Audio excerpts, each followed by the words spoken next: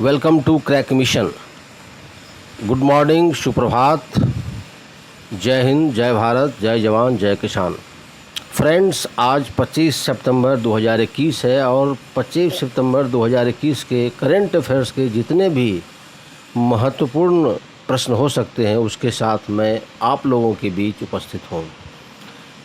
Friends, मेरा आपसे एक रिक्वेस्ट है कि आप मेरे इस चैनल को सब्सक्राइब कीजिए, मेरे इस वीडियो को लाइक कीजिए। आइए आज का पहला सवाल।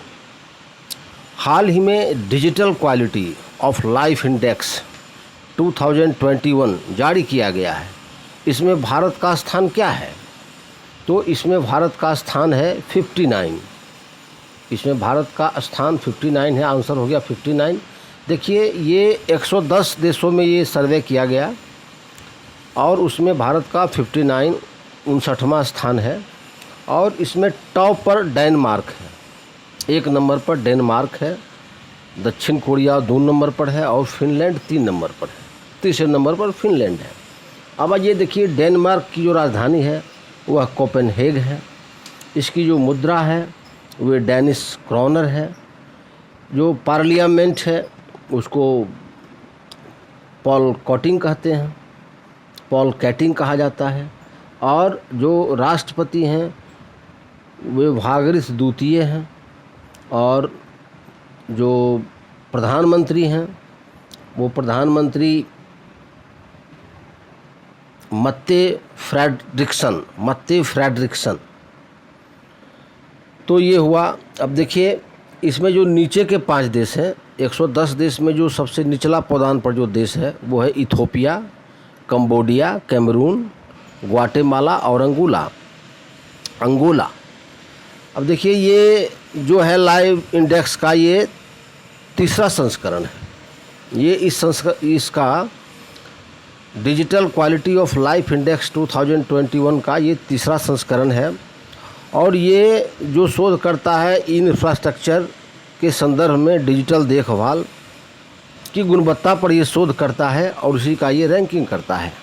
तो ये digital quality of life index 2021 में हमारे देश को 59 स्थान मिला है।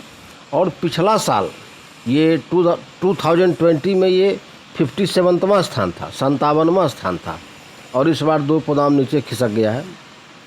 आइए नेक्स्ट। प्रधानमंत्री किस योजना का शुभारंभ करेंगे? तो प्रधानमंत्री शुरू करेंगे, प्रधानमंत्री डिजिटल हेल्थ मिशन का शुरुआत करेंगे। और ये शुरुआत करेंगे 23 सितंबर को। 23 सितंबर को ये शुरुआत होगा।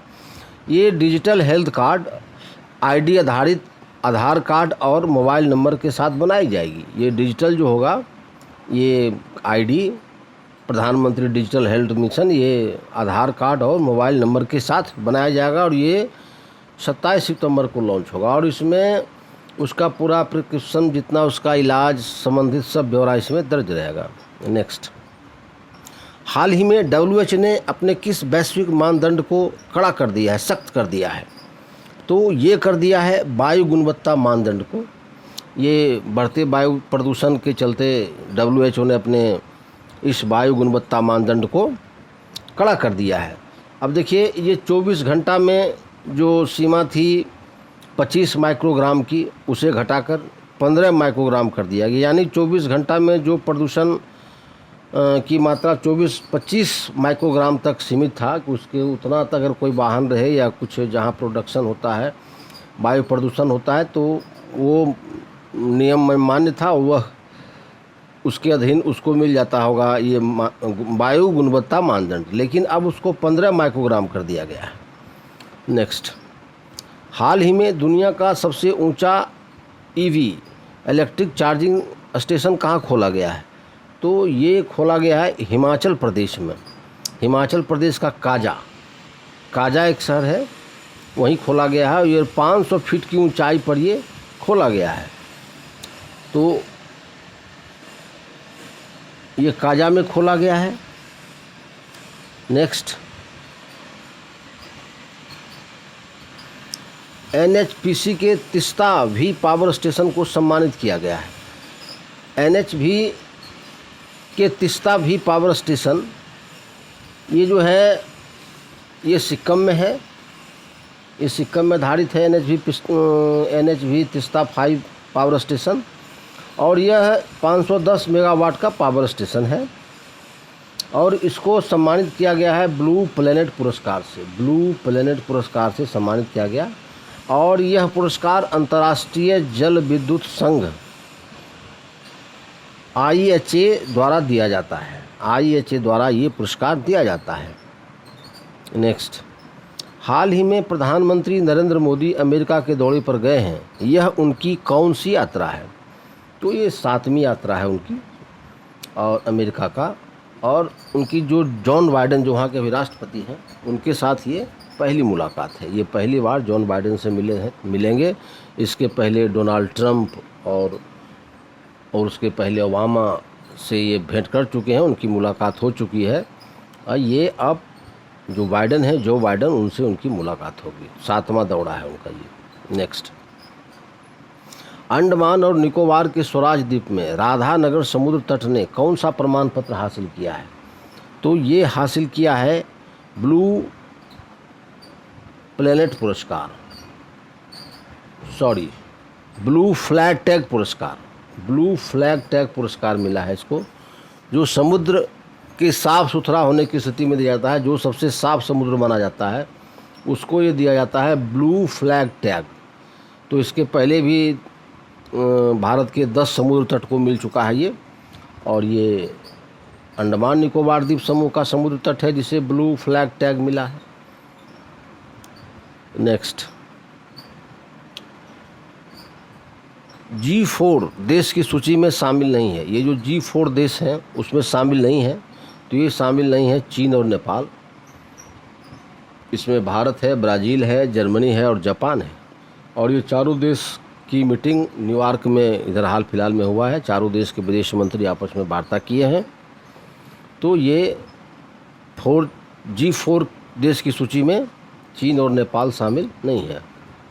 नेक्स्ट, हाल ही में जारी कोपरनिकस मरीन सर्विस की रिपोर्ट के अनुसार हर साल समुद्र का जल स्तर कितना बढ़ रहा है?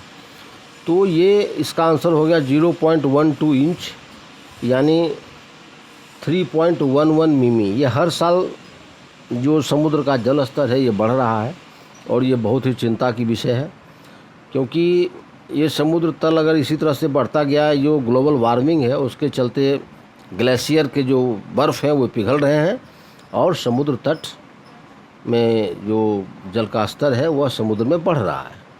नेक्स्ट, हाल ही में किस देश में दुनिया का सबसे पुराना आभूषण खोजा गया है? तो ये खोजा गया है मोरक्को में। मोरक्को इसका आंसर हुआ। अब देखिए, ये लगभग 1,50,000 साल पुराना ये आभूषण बताया जा रहा है और ये संभवतः झुमका या हार हो सकता है। झुमका है और हार है जिसको कि कान में और गला में पहना जाता था। तो ये मोरक्को में 1,50,000 साल पुराना ये आभूषण मिला है। नेक्स्ट, नवाजुद्दीन और वीरदास को किस अवार्ड के लिए नामांकित किया गया है? इसको नामांकित किया गया है एमी अवार्ड 2021 के लिए। अब देखिए, इसमें दो बात है कि Vir Das for India comedy segment के लिए इनको नामित किया गया है, वीरदास को, और नवाजुद्दीन सिद्दीकी की फिल्म सीरियस मैन के लिए चुना गया है, इसको नामित किया गया है। तो इसका आंसर हो गया एमी अवार्ड 2021। नवाजुद्दीन और वीरदास को एमी अवार्ड के लिए नामांकित किया गया है भारत की तरफ से।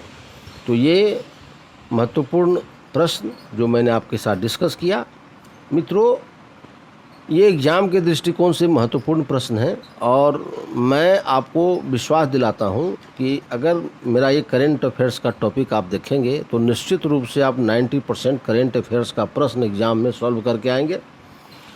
तो अगर मेरा ये वीडियो आपको अच्छा लगे तो इसको लाइक कीजिए, मेरे इस चैनल को सब्सक्राइब कीजिए तथा साथ में ही जो बेल आइकन है उसको प्रेस कर दीजिए, ताकि मैं जो भी वीडियो अपने चैनल पर अपलोड करूं उसका नोटिफिकेशन आपको मिल जाए।